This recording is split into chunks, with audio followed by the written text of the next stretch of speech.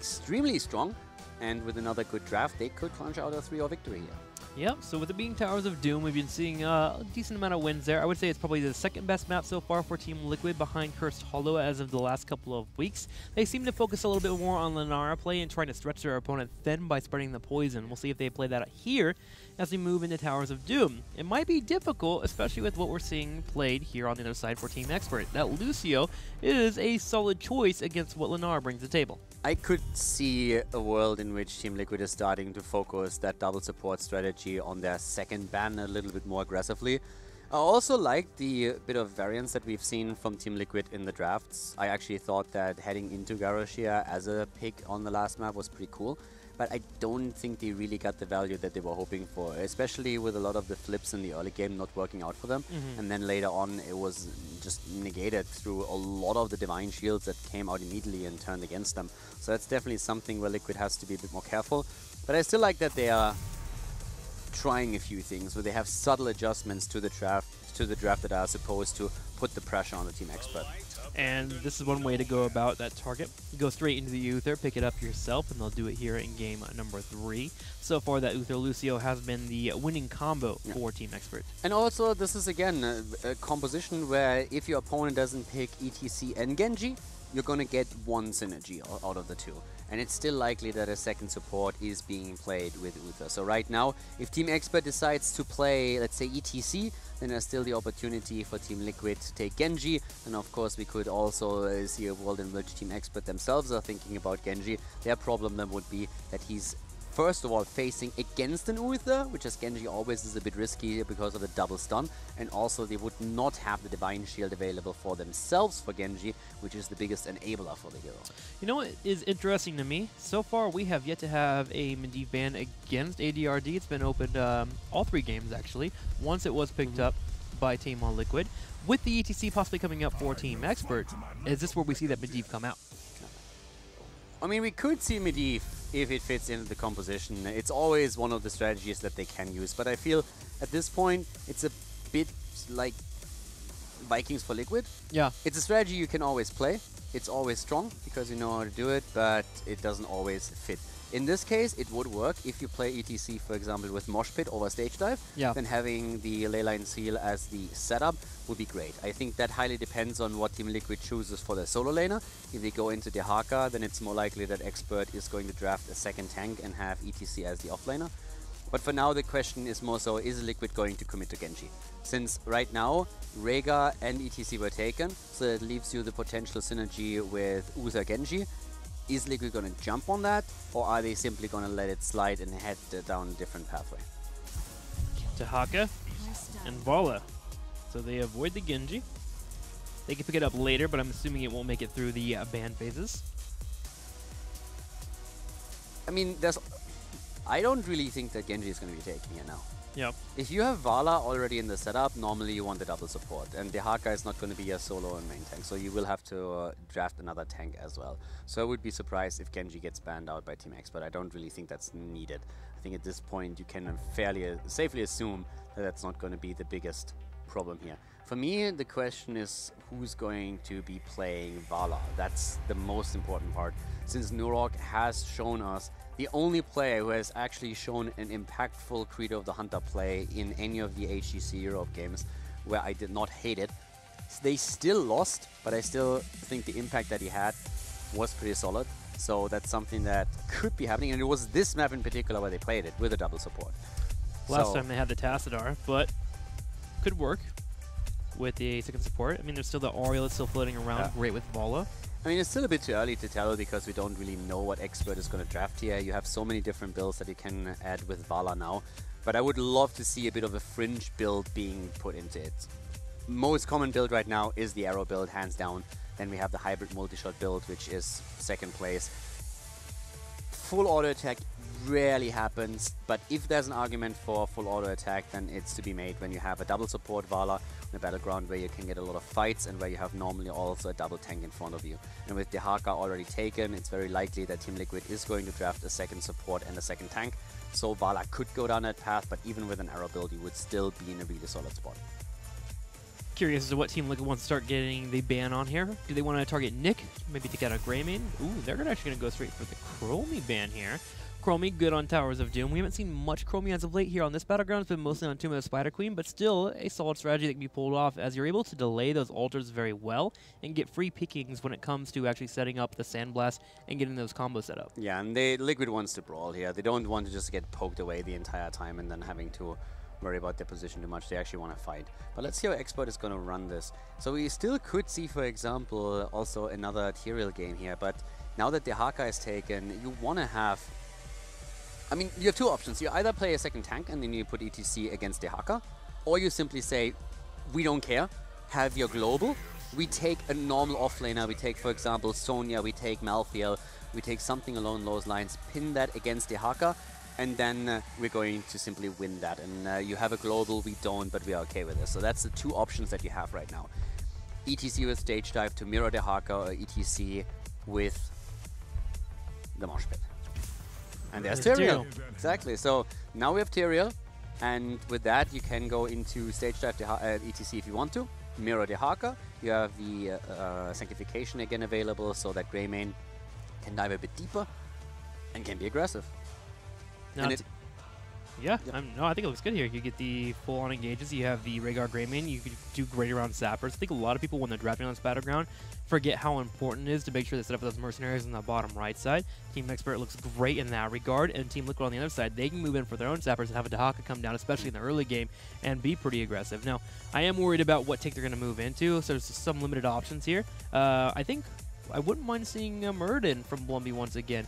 I haven't seen that in a while with the Johanna being banned out. There is still Diablo, but I thought maybe the Tyrael would be the go-to. But with Team Expert picking it up...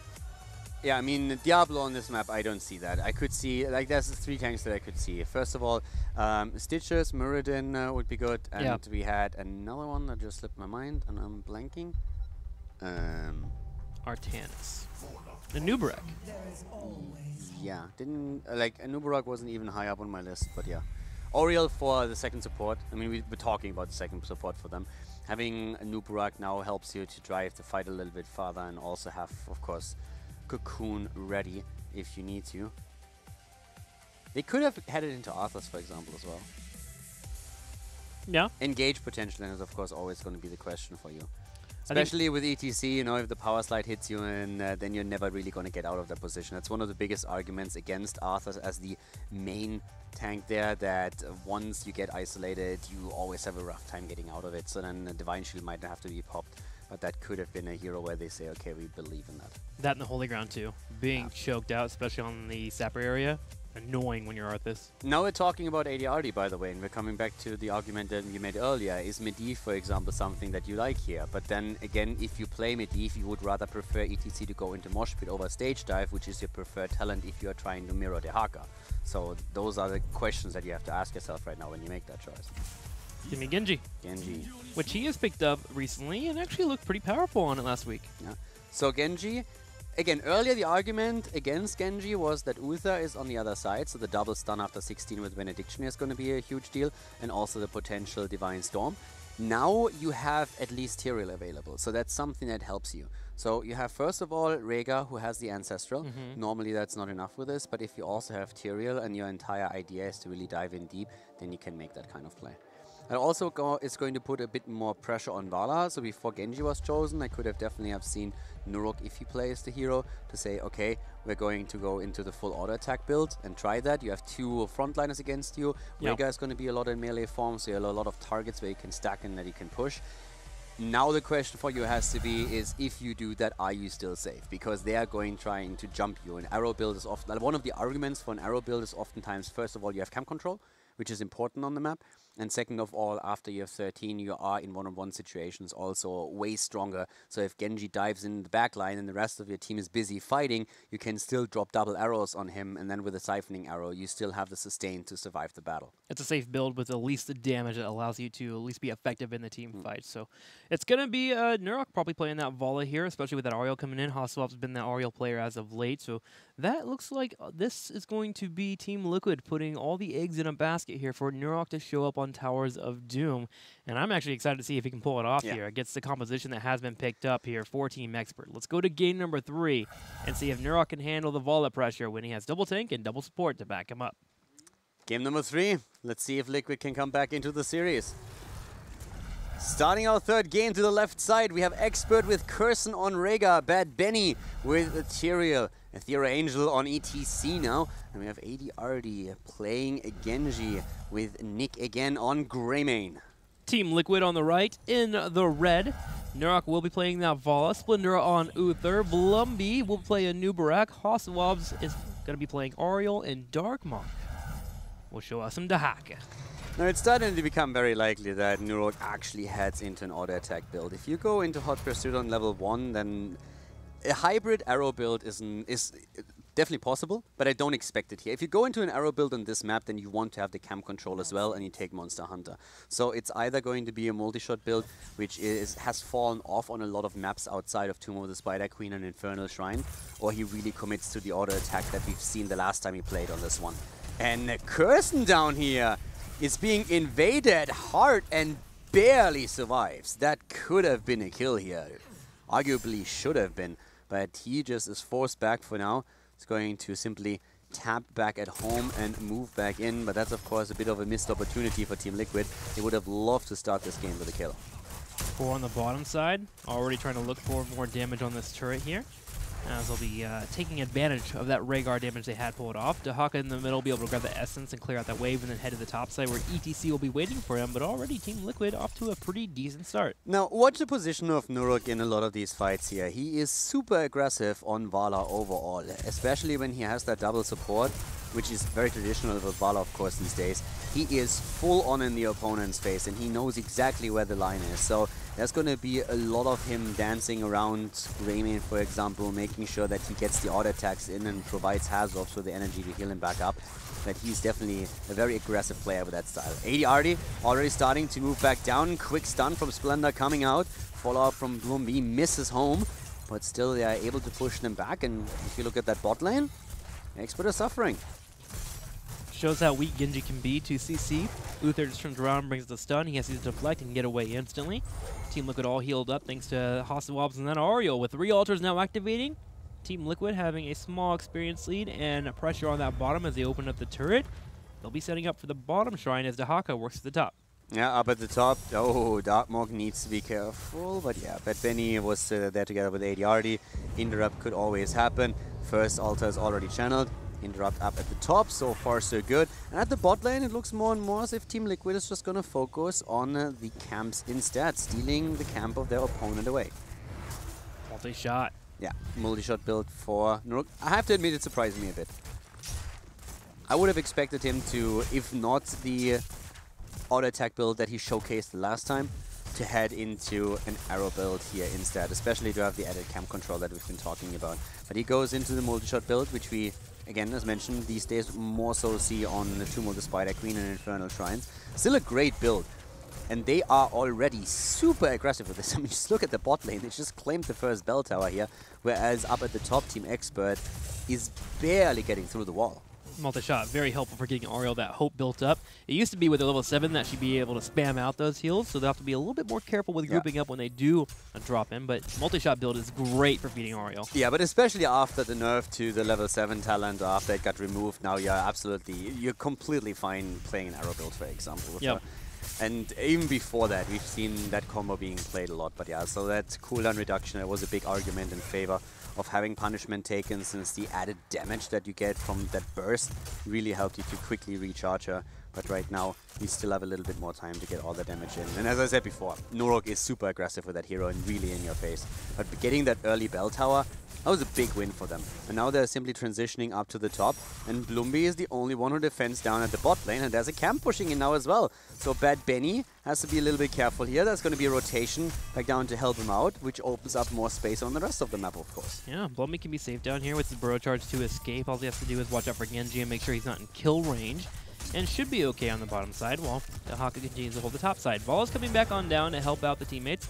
as well as Uther, continuing to push in while Team Expert is low and bruised on health. They'll be able to set for the altars, and this is a great spot for Team Liquid as they already control the bell tower to have the altars activating in the bottom middle and the bottom side.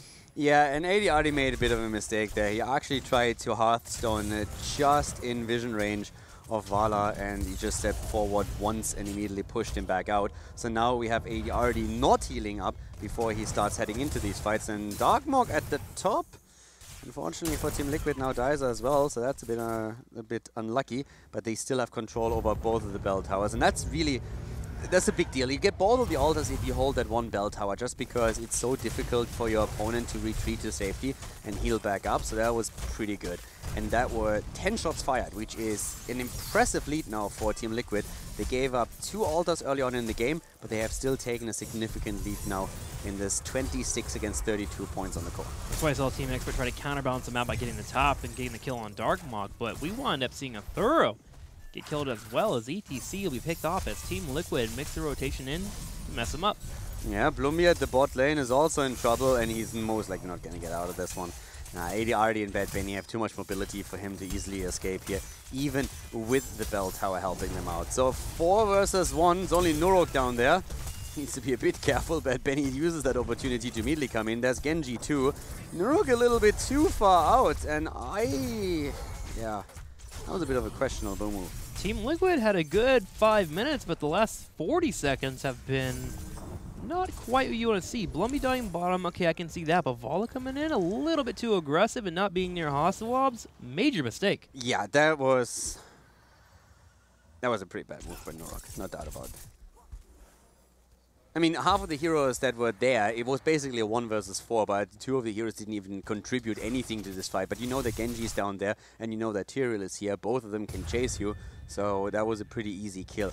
If Auriel would have been there already, then it's a different story, but as is, that was a bit of a problem. Now that level 10 abilities are in, we have Stage Dive already in play, and that's going to be huge.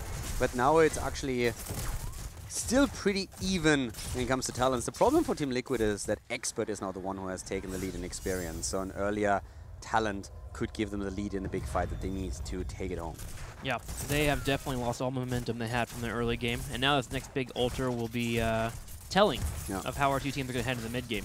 Now they're still ahead, of course, when it comes to the objective itself, when it comes to the points on the core, but the momentum that you've been talking about, that can be an issue, especially since, of course, time is now working in their favor. Both of the teams with a global down to the bot lane. We have a 4 versus 4 fight over the altar that just has spawned.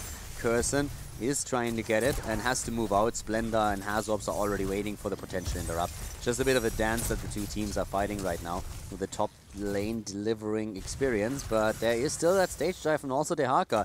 The question is just simply, when are the teams committing their globals to the fight down here at the bottom? Splendor going for the channel, but with Nick on the side. Able to use a cocktail and delay. Blumby continuing to dance back and forth while Nurok works on auto attacks on the top side, trying to get that wave pushing forward. Okay, that's Kirsten. And Dehaka is coming in the back, which means ETC is going to jump in any second. Jumps in, doesn't hit anything. Cocoon already used in the back, but immediately with the lightning bond is obliterated. Nick gets the Ancestral and survives, but Genji's in trouble. AD already barely moving out of the fight. Super low. Rest of the team is still fighting. Nurok vaults out and just gets more damage in, but Auriel is dead as the perfect sanctification of Bad Benny allows Team Expert to get a double kill, and with Greymane's cocktail hitting home, it's a triple. Vala down now as well. Team Liquid opened that fight well, even getting Genji low on health, forcing him out of the fight, but Hasselwabs and the Auriel getting caught on the bottom side with the sanctification coming out gave enough of a window for Team Expert to get a pick, and that just snowballed into multiple kills there, grabbing also the Vala, and they'll take the opportunity to grab the altar, push the bottom side, hit level 13, and just start steamrolling in this game in terms of experience. Yeah, the battle between Expert and Liquid is definitely something that we're also going to see in the playoffs, and so far Expert is the team that delivers. 1.5 level lead, 2-0 in the series, having a level 13 talent now over Team Liquid on this potential last map on Towers of Doom. They're playing really impressive here. Now, Cocoon has been hit during the last fight, but Rhaegar was right there with a very, very quick lightning bond. Dropped the totem, dropped the lightning bond, had a double shield on it, and so the Cocoon was only active for a second or two and then immediately bursted down. So Rega was making sure to negate that as fast as he could. And now Liquid is in an awkward spot. First of all, yes, they're slightly ahead in the core points, 28 to 26 in their favor, but it's 6 kills against 1 against them. So Liquid is definitely getting punished in these team fights. Luckily, with 13 hits, Team Liquid will be on the same talents here, but they're getting a fight before that happens. Right before 13 connects, Team Expert is looking for an engage. A thorough on the side, ADRD jumping in. The flip pops out, the drag hits though. Darkbug able to find a Genji. Nice, well done here. And they have a cocoon set up as well, so they can try and go for it and get maybe another kill. Athero is trying to move out, but no chance. ETC gets a hit in the back and just drops double kill. Liquid able to make it work here, and now of course they have so much momentum on the map again that they can not only take the bell tower at the bot lane, but they can also make the play for the altar. So that fight, that actually brought them back heavily. Coming out of pivotal time there. Tying up an experience, slightly behind, but still level 14 is where they are tied up. Should be able to mitigate that by getting experience in the middle lane. They grab the altar and will continue to have a lead over their opponents as 5 shots will be popping out. That fight could not have come at a better time. You're absolutely right. 21 points for Expert, 28 for Liquid. Both teams on level 14. Tyrael, by the way, also eating a lot of damage there as the quick whip on an Oriel is able to hammer him into the ground. So Druin's Might was activated a bit later than he liked to. But right now, Liquid, after they've been fallen behind in this potentially last map, has actually taken a huge step forward again. Yeah, they've gotten back to where they wanted to be. Control the bell tower on the bottom left while Dahaka controls the other 2 lanes. And Team Expert's doing their best to make sure that Dahaka isn't able to do it as easy as they would like. They put 2 in the top, they're working on sappers, they have ETC pushing in. But Team Liquid will answer back with their own sappers and keep constantly threatening the idea of 3 more shots going to the core. And this is really the comeback potential that you have in Heroes. They fell behind and then just with one good team fight, getting a double kill, they were all of a sudden back to business. Now Expert, of course, is still the team that is going to hit the earlier level 16. But if you just look at the map, it's still an even situation when it comes to bell towers. And at the bot lane, we might even see a few of those sappers able to move in. And yep, they're getting several of those in. The boss move on the side of Team Expert is going to be successful. It's 4 shots fired, but in the meantime, Dahaka worked at the top. Thanks to the level 16 talent, I don't think that Liquid would have loved to contest there anyways, especially with Tyrael being around and having 16. But now the question is, can they maybe even escort a few more of these sappers at the bot lane into the core of their opponent? 3 altar phases up and ready to go. Team Expert wanting to advance forward and get control of this bell tower on the bottom side. Dahaka gets the top. He's going to reclaim the bell tower in time. Which will be 10 shots for Team Liquid if they get 2 altars. Yep. Goes up to 5 here. Nothing that can be grabbed right away here from Team Expert, especially with the altars activating in 5 seconds. Greymane and Rhaegar should start working on the bottom side, but I don't think they have the delay here to prevent too much. Yeah, I don't think that they have the time either. And now there's already a bit of poke happening as the first channel happens. Tyrael is thinking about interrupting Uther and does that. Up at the top. Nope, Splendor actually gets this one through. 5 shots fired. Interrupts at the top are strong so far. There's the quick drag. The rest of Team Liquid starts rotating. And this is going to be the fight over the third over the third altar. And this is going to be an important one. Especially if Team Liquid is going to be able to grab it, then it's 8 points of Team Expert's core. Bad Benny will be the one to lead the charge. Sanification will be up and available. ADRD moves in, gets hit there. We'll have to deflect, miss out, stage dive in. A Thorough is trying his best to split Team Liquid. Liquid is in a decent spot. Expert is low, actually. But here comes Genji once again moving in. We have low mana on Bad Benny as well. But here comes the Divine Shield. Anubarak is already in a little bit of trouble. Darkmoke is trying to go back. Splendor in trouble. Gets healed by Oriel. The Cocoon is out. The death of Uther is here first. And now we have Anubarak dying as well. Rhaegar has been eliminated, but the ghost of Uther keeps them around for a little bit longer. Nurok wants to go for the kill against Bad Benny. Bad Benny jumping out with the Rune's Might, and the arrow connects home. And we even see Genji die to Dahaka. Well played by Liquid. A quad kill, and they are going for the channel. Another 5 shots fired, and Expert will drop down to 8 points on their core. Hasselhoff, man, just keeping up, staying alive on that bottom area. Pinned in a weird location, but Greymane diving forward actually got locked in that area where Nurok was able to come in, bring out those multi-shots, and get the kill on him, which eventually led to the kills that Team Expert actually got to witness as they lost 4 people. Genji was going to move in for the Dragon Blade, but that cocoon being utilized right after the sync went down was a heads-up play there by Anubrak. It was, overall, Nurok in particular is doing a fantastic job here, and that Frost Shot on level 16 is also a great tool for him. We have oftentimes Vala players shifting around between Frost Shot and Manticore, depending on the situation and how much damage they want to put in here. But it's really about controlling those fights as well, and that's where Frost Shot can excel. You have that huge poke available, and that is something that they use now. Also, you've been talking about Genji, and Genji really has the problem that he doesn't have a Divine Shield in this game, and it's very transparent. Sanctification is a great tool, but it's a huge difference if you have just a limited area where Sanctification gives you value, or you have a Divine Shield where you have the freedom of movement. So every single time he moves too far out, Uther is ready with that double stun, and that has been a massive problem for Genji in a lot of these situations on the map. Uther, Anubrak, Dehaka even landing a couple of tongues in this series has been enough to keep him being pretty much obsolete when it comes to the actual team fights. Genji has usually been one of the first ones to be targeted or focused down on the fights for Team Expert, as Team Liquid makes sure to control him the best they can. There's a lot of tools available here. Rain of Vengeance, Frost Shot from Vala, Isolation and Tong from Dehaka, the Whip from Oriel can come into play, Cocoon and stuns on Uther and Anubrak. So there's really a lot to worry about if you are a Greymane or a Genji player that tries to dive deep into the opponent's backline. For Expert to have these successful fights, they really need to go in as a unit and make sure that it's all supported by a good Sanctification on Tyrael. We saw this at the fight at the bot lane altar. The Sanctification as they were moving in there was absolutely perfect, and they got 3 kills on the back of it. So if they can do that again, that would be fantastic. But right now it's all about the altars again, and this is level 20 now for Team Expert. Liquid doesn't have that yet, so that's a problem, since the first altar is already channeled through, and Team Liquid might actually want to give this one up. They do have Dehaka in the bottom working on that 20, but still need about a quarter of experience before they do get it. Nurok should be able to poke, especially with the help of Blumby. Ooh, the Impale misses ADRD, is going to be able to get the channel. So a few more shots popping out here. Team Expert will take this round here, and we are down to a very close series. This 20 is about to hit for Team Liquid, but they are in the lead 13-8. Yeah, Darkmork has to be careful here and is moving out. He should be able to escape. They're trying. No, they're not trying to cut him off. They're just simply aiming for the camp. But giving the altar at the top up is the right decision, I think. If ETC jumps in, you're in trouble, so the best that you can hope for is ETC committing his ult to the fight, but then you have to give it up anyways. Now they have 20, and also Nurok in this case, not going for the Farflight Quiver. It's all about the damage for him, going into Rancor now. So additional attack speed, making sure that you are getting a lot more damage out overall, and that is going to be crucial.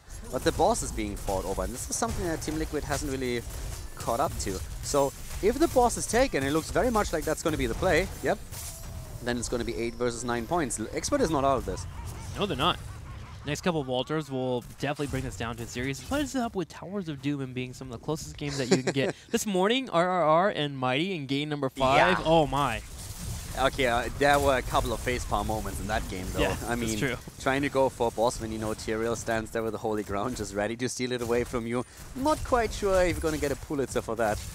That was an interesting choice. It was an interesting choice, but it made for a fun moment for us to watch. That's for sure. There were a lot of facepalms in chat. Not like this. And Palefish were very dominant at that moment. For very good reason as well. Ooh, one altar at the bottom. And I mean, this is... I like this already. So at this point, we have one heroic down. And ETC hasn't taken his own ult yet. You have to be careful of death metal. And we don't... okay, Uther has taken his training now, so we have him with the redemption. But ETC, you need to be careful of him. He could go into death metal here, and that is, of course, something that you always have to watch out for if he starts to jump into the middle of your team.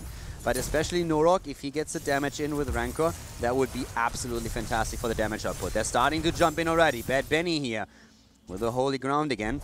Both of them, both teams dancing around for now. ETC on the top line has that stage dive available. Here it comes. He drops right on top of Splendor. A Darkmuck is channeled in the corner on the side while Thuro's doing his best to peel for Bad Benny. Nuro gets a lot of damage in. Rain of Vengeance being used, but Blumby is isolated. He starts to jump out. The Divine Shield hits him, hits hard. And we have also, again, the stuns on ADRD. He gets the Ancestral. Another cooldown burned. But Dartmok missing the tongue now as Norok is starting to get the damage in. Once, twice, once again, trying to go for Aethero. Gets the kill against Aethero Angel, and the death metal doesn't hit anything. Great heads-up play by Team Liquid. Uther is back, Redemption has popped, and all of a sudden Team Liquid is in the driver's seat again. It's going to be a 4v5 with Splendor coming back. Tyrael being focused down, Benny getting lower and lower. Dartmok with the tongue will get the kill, and Team Expert will have to forfeit this altar. Really well played here. And Liquid could push for that bell tower before they get the channel through. And that's currently what they're doing. Dehaka seems to be waiting with the channel and is now going to get it through. Okay, so 5 shots going to be fired. That puts Expert down to 3, which means that if another camp goes through, this is over. And there is 20 seconds here for them to get these sappers moving in and pushing against their opponents. They can at least get a couple in, especially if they can get a pick here on Nick. Impale comes out, Rain of Vengeance, Curse him with the Storm Shield will keep him alive, but no! The final auto attack hits and Greymane falls. It doesn't really get any better than that. 3 kills, ETC is just now coming back, but he has stage dive. He can stage dive in for this. Dehaka is already trying to take it. Alright, here comes the first one. Second. Oh, they're down to 1 point and the Zapper is still alive. Isolation hits. This is the end. Death Mosh? The Death Mosh, but there's no Kill damage. the Zapper! He goes in, he gets it! There's no damage. So the Zapper is down, but we are still seeing 1 point against 9, and guess what? Another 3 are already on their way. 9-1. Team Expert has 1 health bar left here before they die to Team Liquid. Team Liquid bringing the other sappers in. Can they get him? Bad Bunny goes first, using the hologram to lock him out. Yeah, Ancestral is being used here. Dragon Blade. 1 Sapper is down. ADRD is the one. Stuns are not hitting, but all of the Sappers are gone. Mid lane, by the way, heavy wave are is currently starting to push in here. But Bad Benny is ready. So we're still looking at 1 point on the core against 9. This game, I mean, this isn't over yet. It's still going to come down to another team fight. Unless they can get Uther into a decent spot and can drop a Divine Shield and sneak the next altar through. That's really when you have to become a little bit cheeky. Start the altar channel, and then before the interrupt hits, yeah, make the play with the Uther Divine Shield and make sure that this is it. So let someone start the channel, get the Divine Shield, sneak it in, and you're done. That's all you have to do right now. On the other side, Team Expert has to make sure that they interrupt that, but also watch 2 altars, one on the top left and one on the top right. Team Liquid has a chance here to get back in the series if they can get the win. I mean, this should be over by any means. House of Ops is already here. All that Splendor has to do is get the Divine Shield in. Channel goes off. Splendor waiting for it. Can he hit it? Oh, but Are you Hasselhoff kidding moved me? out for the Taman Strike. Divine Shield is wasted. Dehaka's dead. Dehaka is down, and now, like, Genji gets stunned, but with that kill against Dehaka, yep, here comes a quick Sanct. Uther is dead, should be back, but now Blumby is also on the move. Blumby is on the move, trying to escape here somehow, and that fight ended in favor of Expert. They're going to get both altars, and that means that we're going to be 1 point on a core against 1 point. And there's a boss up, too. No one could die here from Team Liquid or that boss getting picked up. And Nurok gets power slided in. The Aegis will come off. Team Liquid is starting to choke here. Does kite backwards just enough. Ancestral Healing gets popped up. Greymane on the side is poking here, too. Team Expert needs to escape, but they can move to the other altar. You are kidding me, right? Nope, that happened. Splendor just ruined the game for them. Alright, it's not over yet, but Liquid is moving in now, and ADRD gets interrupted. If they get the kill now, Norok is trying to get the damage in. They are all low. ADRD jumps in deep. Bad Benny low, and 2 seconds until Dehaka is back. Dehaka is back in 2 seconds, and Team Liquid is now moving for the altar. Alright, Splendor, in 15 seconds you have another chance. You have a Divine Shield back. Can you hit it this time? Now comes ETC, jumps in. Nurok has no mana. He has no mana. 5 seconds for the Divine Shield to be back. They're jumping in again, but Nurok is dead already before it even starts. Darkmog is also low. He gets the Divine Shield to rush away. And they are... There's no way. There's a channel. Expert Ariel is top going right. to get it. Ariel top right. Hasselhoff dies. No, Aegis pops out. Should be able to go in for it. Bad Benny chasing here. Hope coming out like crazy. Very close. And now there is 1 lone boss and also 1 shot for each team on the cores.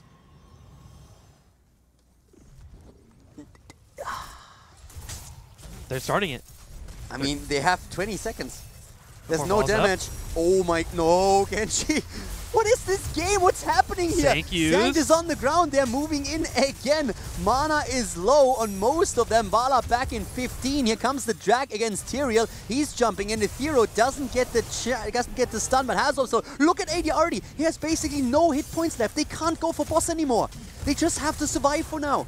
They only have to survive. Boss cannot be taken any longer. This is 1 point on the court. Trick, what is happening here? That makes no sense. This game was over. One misclick. Yeah. Hasuob's right No, clicking off not it. Hasuob's. The Divine Shield went on top of Ario. No, it wasn't. It was too late. The interrupt hit before that. Oh, gotcha. There was a shuriken from Genji that dashed in. Gotcha. Ah, one misclick still, regardless. It was a Ranked into 100% win. He could have used it whenever.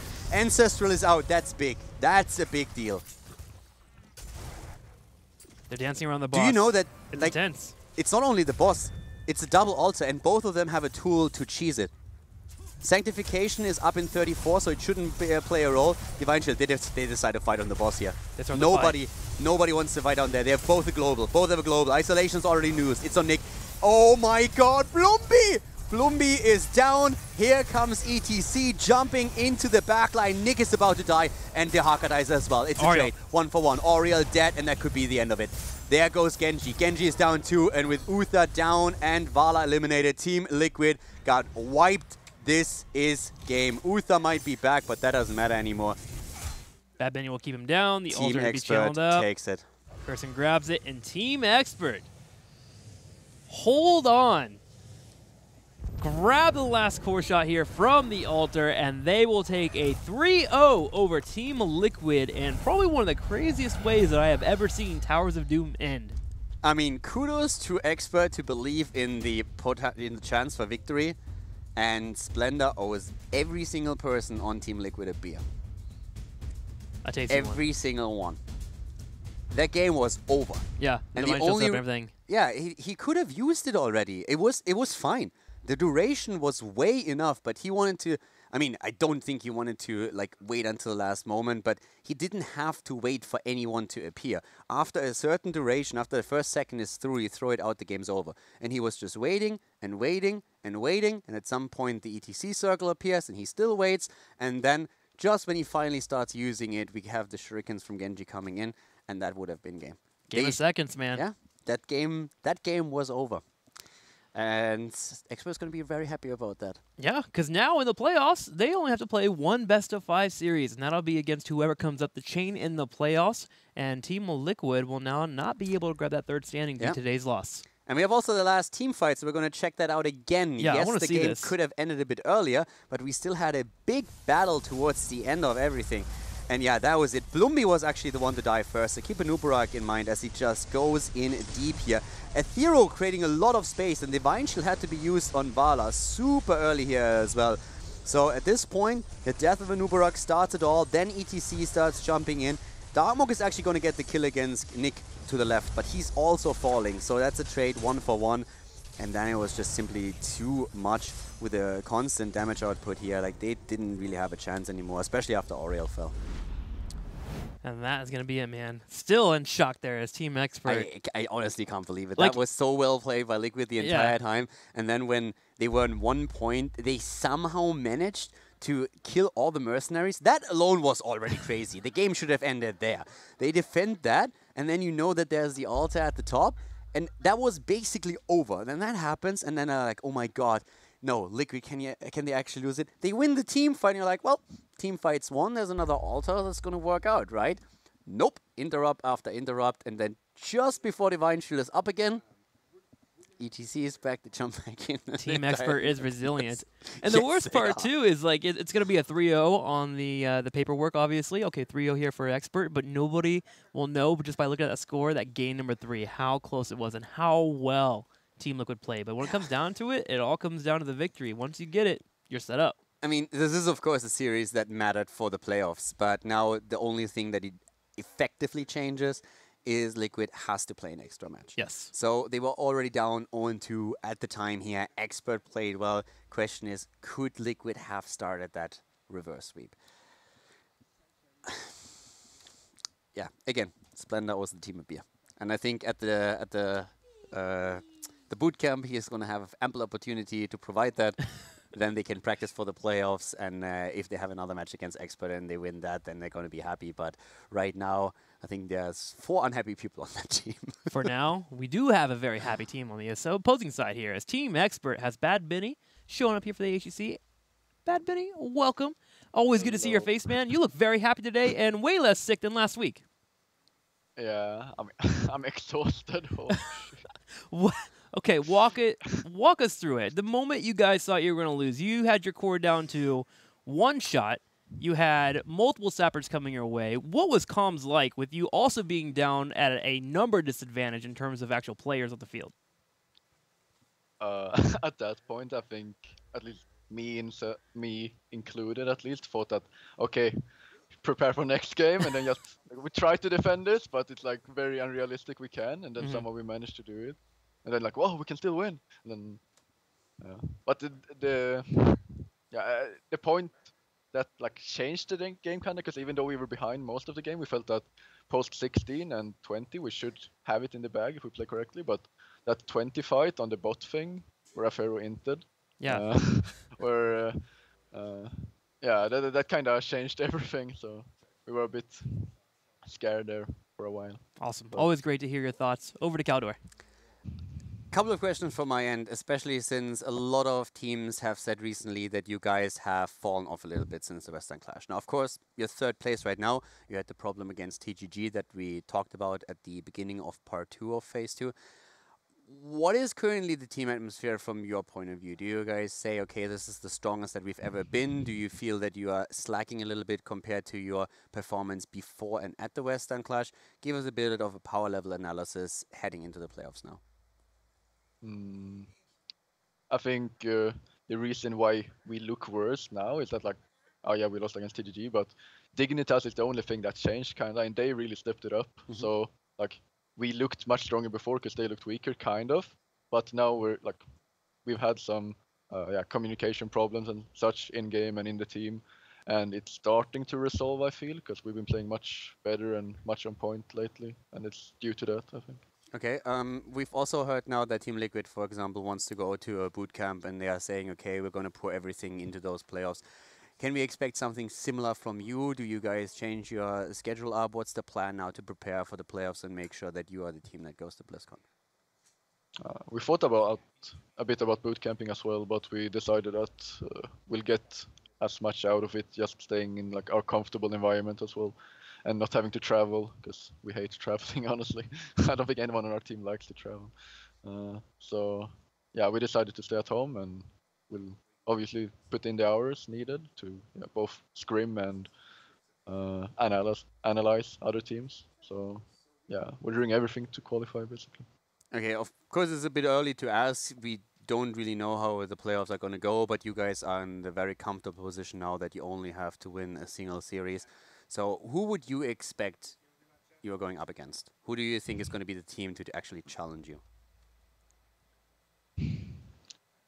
Unfair question, I know, but it's like a hard question. But I feel like the team we're almost the most scared of right now is Zealots, because we feel kind of comfortable going into Tricked, and Liquid. Like besides the last game, we're feeling like we know what they want to do, and that we can outplay them if we do our thing. Like it's on our game to lose, I feel.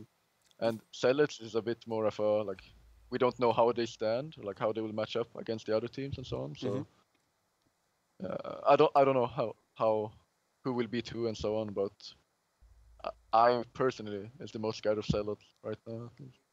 All right, cool. Thank you. Awesome. Well, Bad Benny, thank you for your time as always. We look forward to you playing next week in the playoffs. But before I let you go, shout outs to anyone at home. Shout outs to Expert, to my teammates, and all of our fans. And yeah, that's it. Awesome. Thanks for watching, everyone. Easy shout outs from Bad Benny, keeping it simple here as he gets a 3-0 with the rest of his team over Team